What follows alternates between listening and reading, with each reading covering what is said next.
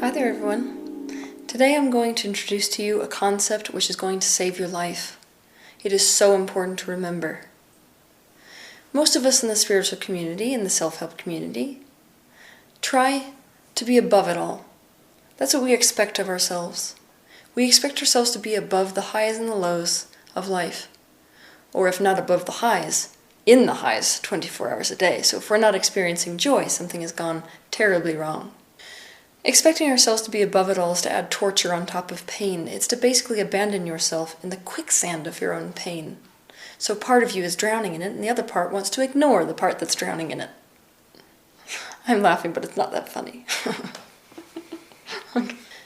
It is ironic that those of us that fancy ourselves to be the most in alignment are the most resistant to being out of alignment, which is in and of itself a state of being out of alignment. It is impossible to focus positively when you have something that you are trying to avoid, especially a strong fear or other strong negative emotion. When we are feeling strong negative emotion, we are feeling desperate. You always get that desperate feeling when you're trying to get away from something and go towards something else. And obviously, anytime you're trying to get away from something, you are resisting it, and therefore you are focusing upon it in a subconscious way. Whatever we resist persists. If we would quit resisting it, it would cease to exist. And so there is only one option. That option is to positively embrace your negative emotion. The positive embracing of negative emotions is one of the most crucial skills for you to learn. See, emotions are like clay. You can learn to mold your emotions by virtue of your thoughts.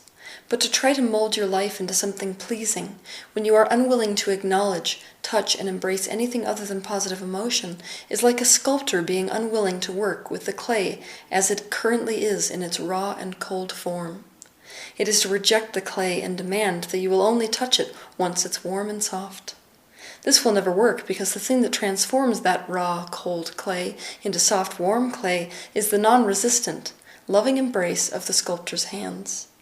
Until we are willing to approach our negative emotions with acceptance, compassion, and most especially willingness to feel them, we cannot mold the clay of our life into anything different than what it is. There will be no change. Our emotions will remain negative in the same way that the sculptor's clay will remain cold and raw. You have been taught that negative emotion means that something has gone wrong. This is one of the things that I can't stand about positive focus communities. It makes negative emotion and negative thought out to be something bad, shameful, and unevolved. This is simply not the case because contrast is part of everyone's life. If you are denying these parts of life, then you're denying part of yourself. Does that feel resistant to you in any way? We only seem like Pollyannas when we are ignoring, glossing over, and avoiding negative emotion. We only seem like Pollyannas when we have gone into denial and are currently rejecting and resisting the negative. Negative emotion is part of your guidance system. That means negative emotions are valid. Negative emotion is part of life for every person and every being in existence. When we say otherwise, we are ostracizing each other. We are condemning them to being alone with their pain and in shame about their pain, as if pain is not bad enough. If we really had a comprehension of the way this universe works, we would be encouraging people when they felt strong negative emotion to embrace and explore those negative emotions before encouraging them to focus positively on something that makes them feel better. Many people would say that it's a bad idea to focus on negative emotion because you create your own reality. And so if you focus on something which causes you to feel bad, you're reinforcing those bad things in your reality. But I'm here to tell you that if you're experiencing strong negative emotion, you are already focusing on those things. So all you're trying to do is to not do what you are currently doing. You're resisting the resistance. It's a contradiction. It doesn't work vibrationally. It's like getting caught or snagged with a fish hook on the bottom of the stream that you're paddling down. You have to turn around, unhook the fish hook first, and then go on your merry way. And sometimes it takes longer to get unsnagged than other times. You can feel when you are resisting your negative emotions, it feels like a desperacy to feel different. If you feel desperate to feel different, That means you're resisting your negative emotions. That means what you must do is turn in the opposite direction towards those negative emotions and let yourself sink into them. Explore those negative emotions. Drop yourself into the feeling of those emotions. Explore them.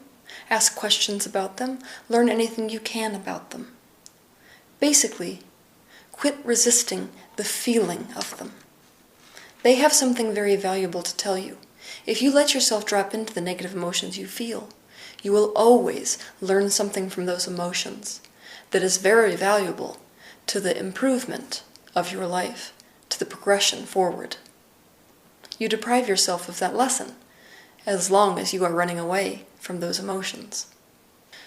Without negative emotions, you would never know what love was, you would never know what peace was, you would never know any of those positive emotional feeling states which we all chase and all love so much. It would be impossible because you can only know those things through contrast. You can never have the answers unless you're asking the question. Negative emotions are like the question, positive emotions are like the answer. So you cannot condemn the question without condemning the answer at the same time. Your expansion and the answers come as a result of you asking questions. So let's all be honest with ourselves. Does being in a positive emotional state cause you to ask questions, or does being in a negative emotional space cause you to ask questions? The negative emotions which we're experiencing are not completely negative. And when we're running away from those emotions, we are running away from ourselves. So I think that it's time that we do the opposite, that we learn how to positively embrace our negative emotions as a part of our living, breathing experience. Have a good week.